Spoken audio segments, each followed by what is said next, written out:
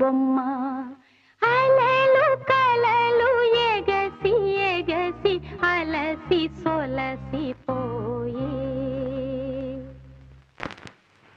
Raghu,